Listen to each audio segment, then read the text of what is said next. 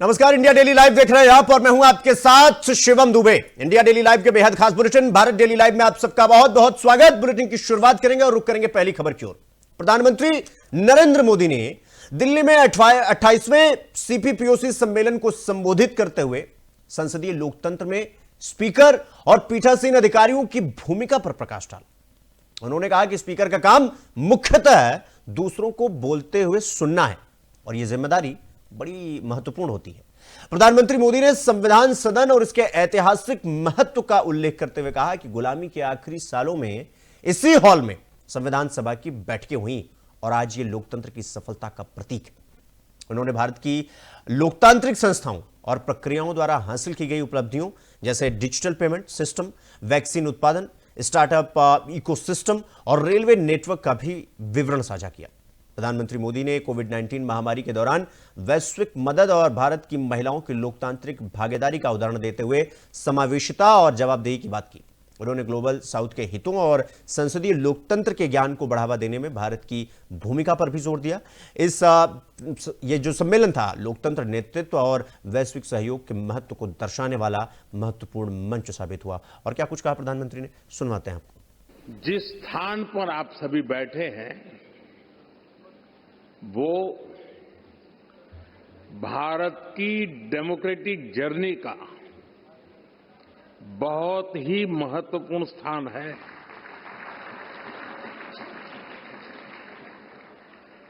गुलामी के आखिरी वर्षों में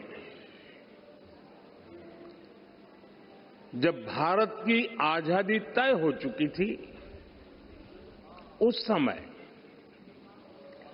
इसी सेंट्रल हॉल में भारत के संविधान की रचना के लिए संविधान सभा की बैठकें हुई थी। भारत की आजादी के बाद 75 वर्षों तक ये इमारत भारत की संसद रही और इसी हॉल में भारत के भविष्य से जुड़े अनेक महत्वपूर्ण निर्णय, अनेक चर्चाएं हुई। ये चौथा अवसर है जब कॉमनवेल्थ स्पीकर्स और प्रिसाइडिंग ऑफिसर्स की कॉन्फ्रेंस भारत में हो रही है। इस बार इस कॉन्फ्रेंस का मुख्य विषय effective delivery of parliamentary democracy है। आप सभी जानते हैं कि जब भारत आजाद हुआ तो उस दौर में ये आशंका व्यक्त की गई थी कि इतनी डायवर्सिटी में भारत में लोकतंत्र टिक नहीं पाएगा। लेकिन भारत ने इसी डायवर्सिटी को डेमोक्रेसी की ताकत बना दिया, साबित किया कि डेमोक्रेटिक इंस्टीट्यूशंस और डेमोक्रेटिक प्रोसेसेस डेमोक्रेसी के स्टेबिलिटी, स्पीड और स्केल तीनों देते हैं। भारत दुनिया की फास्टेस्ट ग्रोइंग मेजर इकोनॉमी है। आज भारत में यूपीआई दुनिया का सबसे बड़ा डिजिटल पेमेंट सिस्टम है। आज भारत दुनिया का सबसे बड़ा वैक्सीन प्रोड्यूसर है। भारत में डेमोक्रेसी इसलिए डिलीवर करती है क्योंकि हमारे देश में और भारत में देश की जनता ही हमारे लिए सर्वोपरि है। हमने उसकी एस्पिरेशंस को जनता जनार्दन के सपनों को प्राथमिकता बनाया है। उसके रास्ते में कोई बाधा ना आए, इसके लिए प्रोसेस से लेकर टेक्नोलॉजी तक हर चीज को डेमोक्रेटाइज किया है। और ये डेमोक्रेटिक स्पिरिट हमारी रगों में, हमारे मन में है, हमारे संस्कार में है। मैं आपको एक उदाहरण देता हूं। कुछ साल पहले पूरा विश्व कोरोना की आपदा से जूझ रहा था। भारत में भी संकट कम नहीं था, लेकिन उन चुनौतियों के बीच भी भारत ने 150 से ज्यादा देशों को दवाइयां और वैक्सीन पहुंचाई। आज जब दुनिया अभूतपूर्व परिवर्तन के दौर से गुजर रही है, तब ग्लोबल साउथ के लिए भी ये नए रास्ते बनाने का समय है। भारत हर ग्लोबल प्लेटफॉर्म पर ग्लोबल साउथ के हितों को पूरी मजबूती से उठा रहा है। अपनी G20 अध्यक्षता के दौरान भी भारत ने ग्लोबल साउथ की चिंताओं को वैश्विक एजेंडे के केंद्र में रखा है। भारत का ये लगातार प्रयास है कि हम जो भी इनोवेशन करें, उससे पूरे ग्लोबल साउथ को लाभ हो, कॉमनवेल्थ देशों को फायदा हो। हम ओपन सोर्स टेक प्लेटफॉर्म भी बना रहे हैं, ताकि ग्लोबल साउथ के हमारे साथी देश भी अपने यहां भारत जैसी व्यवस्थाएं विकसित कर सकें। फ्रेंड्स, इस बार की कॉन्फ्रेंस का एक प्रमुख लक्ष्य ये भी है कि कैसे हम अलग अलग तरीकों से पार्लियामेंट्री डेमोक्रेसी की नॉलेज और अंडरस्टैंडिंग को प्रमोट करें। इसमें स्पीकर्स और प्रिसाइडिंग ऑफिसर्स दोनों की भूमिका बहुत महत्वपूर्ण है। ये काम लोगों को देश के डेमोक्रेटिक प्रोसेस में बड़ी भूमिका से जोड़ने का काम है। जिस स्थान पर आप सभी बैठे,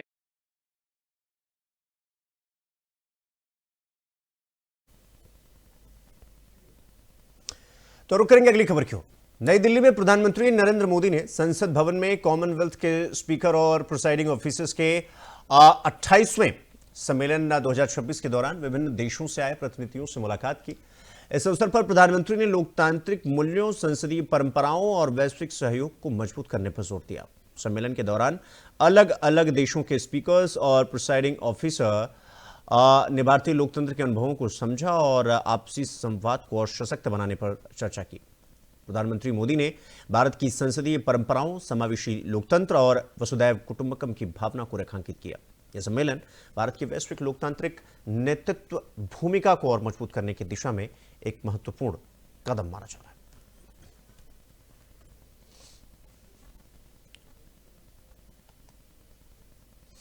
तो गणतंत्र दिवस परेड की तैयारियों के बीच दिल्ली से खास तस्वीर सामने आई है। दरअसल गणतंत्र दिवस परेड कैंप 2026 में मुख्यमंत्री रेखा गुप्ता ने गार्ड ऑफ ऑनर का निरीक्षण किया और एनसीसी कैडेट्स का रिव्यू किया। इस अवसर पर मुख्यमंत्री रेखा गुप्ता ने देश भर से आए हजारों एनसीसी कैडेट्स से मुलाकात की और उनका उत्साहवर्धन किया। उन्होंने कहा कि एनसीसी देश के युवाओं की वो ताकत है जो उन्हें भारत माता की रक्षा, सम्मान और गौरव बनाए रखने के लिए तैयार रखती है। मुख्यमंत्री ने कहा कि एनसीसी के माध्यम से आज का युवा अपने राष्ट्र की जड़ों से जुड़ा हुआ है और अनुशासन, देशभक्ति और नेतृत्व के गुण सीख रहा है। इस कार्यक्रम में कैडेट्स का जोश और राष्ट्रप्रेम देखने लायक था, जिसने गणतंत्र दिवस की तैयारियों को और भी गरिमामय बना दिया। आज यहाँ पर अपने देश के हजारों कैडेट्स के बीच में आकर के उनको पास से मिल करके उनकी भावनाओं को जान करके मुझे बहुत ही अच्छा लगा।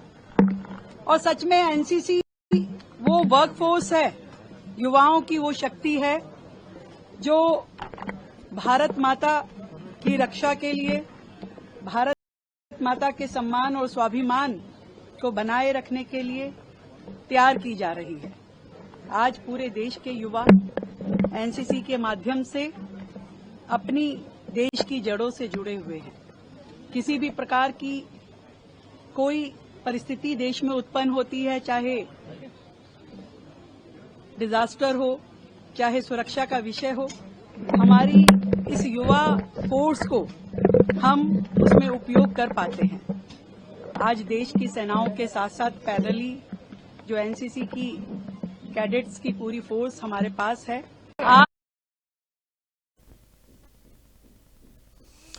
तो हरियाणा को साल 2047 तक विकसित राज्य बनाने के लक्ष्य को लेकर मुख्यमंत्री नायब सिंह सैनी ने आज बजट से पहले एक बड़ी पहल की। मुख्यमंत्री ने किसानों और कृषि क्षेत्र से जुड़े प्रतिनिधियों के साथ बैठक कर उनके सुझाव और अपेक्षाएं जानी।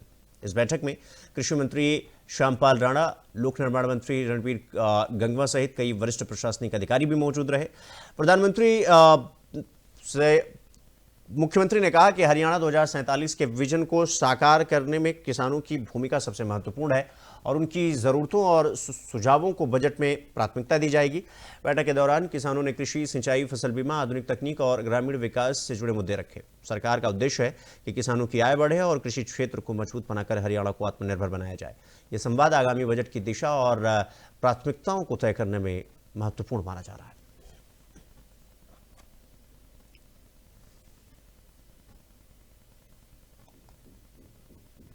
वहीं सुप्रीम कोर्ट ने प्रवर्तन निर्देशालय यानी ईडी की याचिका पर पश्चिम बंगाल की मुख्यमंत्री ममता बनर्जी सहित राज्य प्रशासन के शीर्ष अधिकारियों को नोटिस जारी किया। इनमें डीजीपी, पुलिस कमिश्नर और डिप्टी कमिश्नर भी शामिल हैं।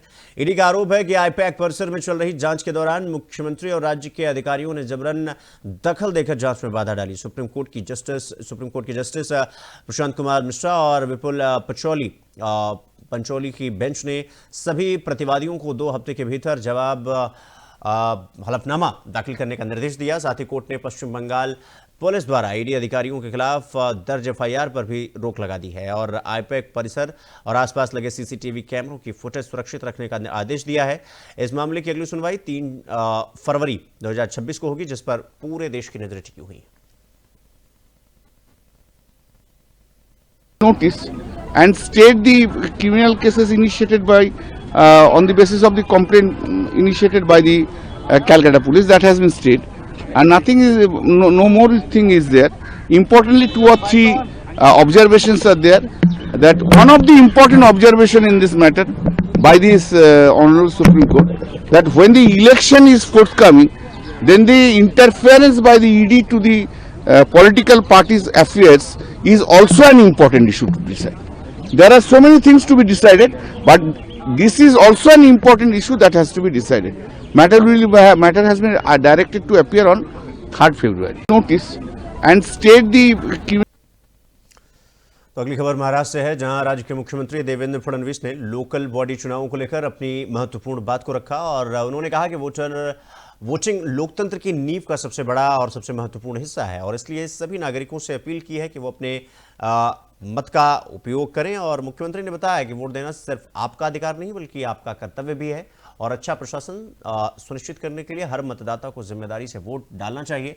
इस दौरान उन्होंने कांग्रेस पर भी निशाना साधा और नागपुर से अपने उम्मीदवार भूषण सिंगड़े पर हुए हमले का जिक्र किया, जिसमें उनके हाथ, पैर और सिर में चोटें आई। मुख्यमंत्री ने कहा कि चुनाव हारने वाले ऐसे हिंसक कदम उठा सकते हैं, लेकिन जनता सही और गलत का फर्क जानती है। उन्होंने विपक्ष को चेतावनी दी कि आने वाली हार के लिए नए बहाने ढूंढने की कोशिश न करें, क्योंकि जनता अपना जवाब मतदान के जरिए देगी। हमारी म्यूनिसिपल कॉरपोरेशन का चुनाव हो रहा है। हमारे लोकतंत्र की एक ऐसी इकाई है जिसको हम लोकतंत्र की मूलगामी आधारशिला कह सकते हैं। इसलिए इसमें मतदान करना ये बहुत महत्वपूर्ण है। जिनका भारत के लोकतंत्र पर विश्वास है, ऐसे सभी लोगों से मेरी प्रार्थना है कि आप मतदान के लिए जाइए। मैं ऐसा मानता हूं कि मतदान ये केवल आपका अधिकार नहीं है, तो ये आपका कर्तव्य भी है। लोकतंत्र में अगर हम अच्छा शासन चाहते हैं तो हम मतदान के लिए जाएं। इसलिए मैंने भी मतदान किया है। मैं सभी को अपील करता हूं, आप भी मतदान कीजिए, बड़े से बड़ी संख्या में मतदान कीजिए।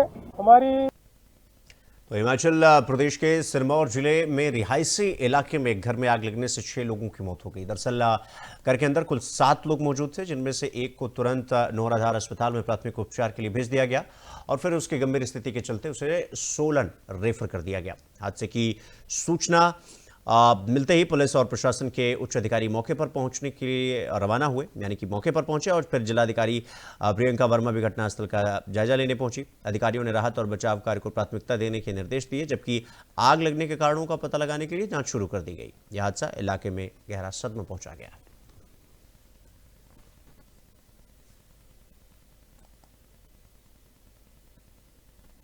तो पीलीभीत में बीएसएफ कार्यालय कैंपस में फिल्मी अंदाज में लैंड माफियाओं ने अचानक हमला कर दिया। दरअसल आरोप है कि कुछ लोग जेसीबी लेकर सरकारी जमीन पर घुस गए और निर्माण शुरू कर दिया, जिसके बाद बीएसए रोशनी सिंह मौके पर पहुंची तो आरोपियों ने जमीन को अपना बताकर झगड़ा शुरू कर दिया। स्थिति बिगड़ते देख बीएसए ने फोन पर जिलाधिकारी को सूचना दी, जिसके बाद पुलिस दौड़कर पहुंची और अवैध कब्जा रुकवाया। बीएसए ने फोन पर बताया कि बीएसए कार्यालय की जमीन है, सरकारी है और सरकारी जमीन पर कब्जा नहीं चलेगा, आरोपियों पर सख्त कार्रवाई होगी। कब्जा करने वाले संदीप पुरी ने बताया कि उनकी 4000 गज जमीन है, जिस पर बीएसए कार्यालय से मुकदमा चल रहा था और मुकदमा अब उनके पक्ष में आ गया। इसके बाद वो कब्जा लेने गए थे, लेकिन प्रशासन कब्जा नहीं लेने दे रहा।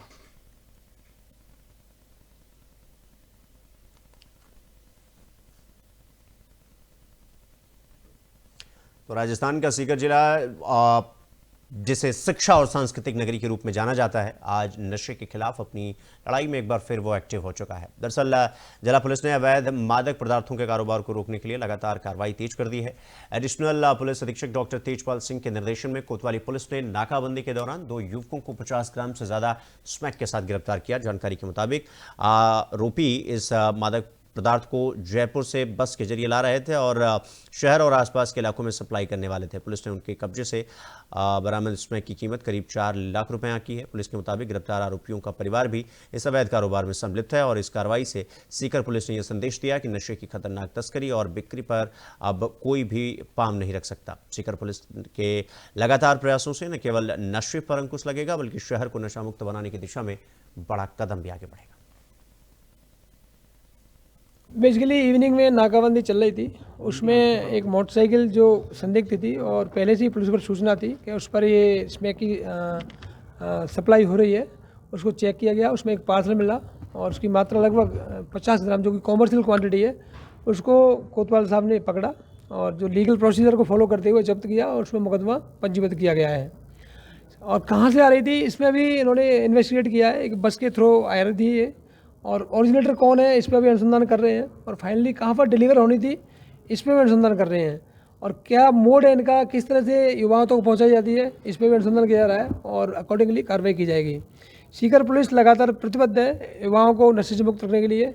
आप जानते हो सीकर एक शिक्षा की नगरी है, काफ़ी युवा यहाँ रहते हैं, तो हमारा नॉट ओनली प्रोफेशनल ये नैतिक दायित्व ही है कि बच्चों को दूर रखा जाए नशे से। अब जो ये कार्रवाई हुई उसमें एक स्पेशल बात निकल के आई है कि बड़ी गंभीर बात है कि पार्सल के मार्फत जो है ये पूरी जो है सप्लाई हो रही थी। तो आगे कोई आपके मार्फत में ये बसों वालों को भी ये आग्रह और निवेदन करना चाहूँगा कि बिल्कुल कोई भी पार्सल रखें तो उसको वेरीफाई करवा लें कि उसमें क्या चीज़ है। इस तरह का मूवमेंट बस से नहीं होना चाहिए। बेसिकली इवनिंग में तो सीकर जिले की धार्मिक नगरी खाटू श्याम जी में इन दिनों आवारा कुत्तों के बढ़ते हमलों से श्रद्धालुओं और स्थानीय नागरिकों में दहशत का माहौल बना हुआ है। ताजा मामला 14 जनवरी का है, जब आवारा कुत्तों ने अलग अलग स्थानों पर हमला कर आधा दर्जन से ज्यादा श्रद्धालुओं और ग्रामीणों को घायल कर दिया। घटना के बाद सभी घायलों को अस्पताल में भर्ती करवाया गया, जहां उन सभी का प्राथमिक उपचार चल रहा है। डॉक्टरों के मुताबिक सभी घायलों को एंटी रेबीज इंजेक्शन सहित आवश्यक दवाइयां दी गई। श्रद्धालुओं और स्थानीय लोगों का आरोप है कि नगर पालिका प्रशासन की लापरवाही के चलते आवारा कुत्तों की संख्या लगातार बढ़ रही है, लेकिन उनके नियंत्रण को लेकर कोई ठोस कार्रवाई नहीं की जा रही है। लगातार हो रही घटनाओं से श्याम जी श्रद्धालुओं और आम नागरिकों में भय व्याप्त है। लोगों ने प्रशासन से शीघ्र आवारा स्थानों पर नियंत्रण के लिए पकड़ अभियान चलाने और स्थानीय और अस्थायी समाधान की मांग की है, ताकि भविष्य में किसी बड़ी अनहोनी से बचा जा सके।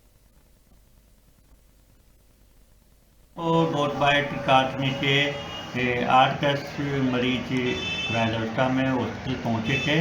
उनका प्राथमिक उपचार करके एंटी रेबीज इंजेक्शन लगाए गए हैं।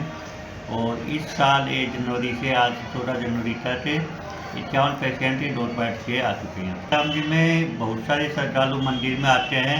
डॉट बाइट के केस श्रद्धालु और यहाँ के स्थानीय लोग दोनों तरह के लोग इसमें डॉट बाइट के आ रहे हैं। ज़्यादातर जब भीड़ भाड़ रहती है उस टाइम ये केस ज़्यादा आते हैं। तो ईरान में हाल ही में जो प्रदर्शन हो रहे हैं उनकी वजह से वहां की स्थिति चिंताजनक हो गई है और इस मामले पर ऑल इंडिया मुस्लिम जमात के राष्ट्रीय अध्यक्ष मौलाना मुफ्ती शहाबुद्दीन रिजवी बरेलवी ने प्रेस कॉन्फ्रेंस में ये जारी कर ये बताया कि मौलाना रिजवी ने यह कहा कि हिंसक प्रदर्शनों के पीछे अमेरिका और इजराइल का हाथ है। उनका कहना है कि अमेरिका लंबे समय से ईरान की आर्थिक स्थिति कमजोर करने में लगा हुआ है और वहां मौलाना खामनेई की सरकार को खत्म कर पुराने शासक रजा शाह पहलवी के बेटे को सत्ता सौंपना चाहता है। मौलाना ने यह भी कहा कि लोकतांत्रिक अधिकारों के तहत प्रदर्शन करना जायज़ है, लेकिन हिंसा, लोगों को नुकसान पहुंचाना और संपत्ति तोड़ना कभी भी स्वीकार्य नहीं है। उनका संदेश है कि पूरी दुनिया में शांति और अमन कायम रहे और किसी भी तानाशाही और दादागिरी को समर्थन नहीं मिले। ईरान की सूरत हाल बहुत धमाका खेज है और वहाँ पर अमेरिका और इसराइल ईरान में तख्ता पलटना चाहते हैं और वो चाहते हैं कि मौलाना खामनाई का इक़्तिदार ख़त्म हो जाए और वहाँ पर अमेरिका का इक़्तिदार हो या रज़ा शाह पहलवी के पोते को ला करके बिठा दिया जाए, मगर ये ऐसा मुमकिन नहीं है। अमेरिका पूरी दादागिरी पे उतरा हुआ है और ख़ास तौर पर इसराइल मुस्लिम दुनिया पर को अपने कंट्रोल में लेना चाहता है। जुल्म और ज़्यादती के ज़रिए, दबाव के ज़रिए, अत्याचार के ज़रिए, नस्लकुशी के ज़रिए। जिस तरीके से अभी गज़ा में इसराइल ने नस्लकुशी की, ऐसे ही ईरान में भी तख्ता पलटना, वहाँ पर लोगों को मारना, हमले करना, ये तमाम चीज़ें शामिल हैं। ईरान की सूरत हाल। इसी खबर के साथ बुलेटिन में फिलहाल इतना ही, लेकिन देश और दुनिया की तमाम बड़ी खबरों को देखने के लिए देखते रहिए इंडिया डेली लाइव। नमस्कार।